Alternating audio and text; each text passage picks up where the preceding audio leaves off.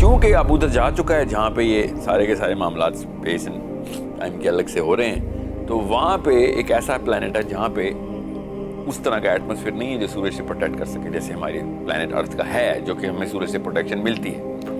سیدنا حسن علیہ السلام نے اس قوم کے بارے میں بتایا کہ یہ قوم ایسی تھی کہ جو دن کو پانی کے اندر چلی جاتی تھی اور رات کو پانی کے باہر آ جاتی تھی، کیونکہ رات کو سورج جو ہے وہ الٹی طرف ہوتا ہے پلانٹ کے۔ تو صاف سمجھ آ رہی ہے کہ یہ کسی اور ہی قسم کی مخلوق ہے۔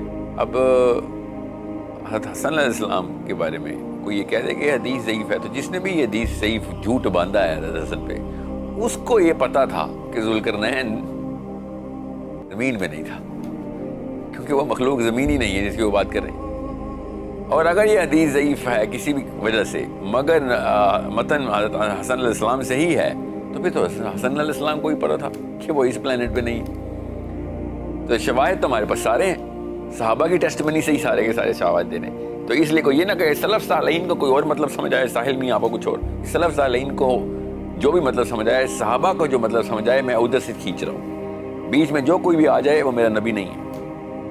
تو نبی نے جن کو سمجھایا ان سے میں سمجھ رہا ہوں، انہوں نے یہ ڈائریکٹ لکھ کے دیا ہوا ہے۔ آپ کوئی قوی حدیث لے کے آ جائیں کہ ذوالقرنین زمین پہ ہی تھا، یا آپ ضعیف حدیث ہی لے آئیں کہ ذوالقرنین زمین پہ تھا، تو میں مان لوں گا۔ آپ کے پاس تو ضعیف حدیث بھی نہیں ہے، کبھی تو چھوڑیں۔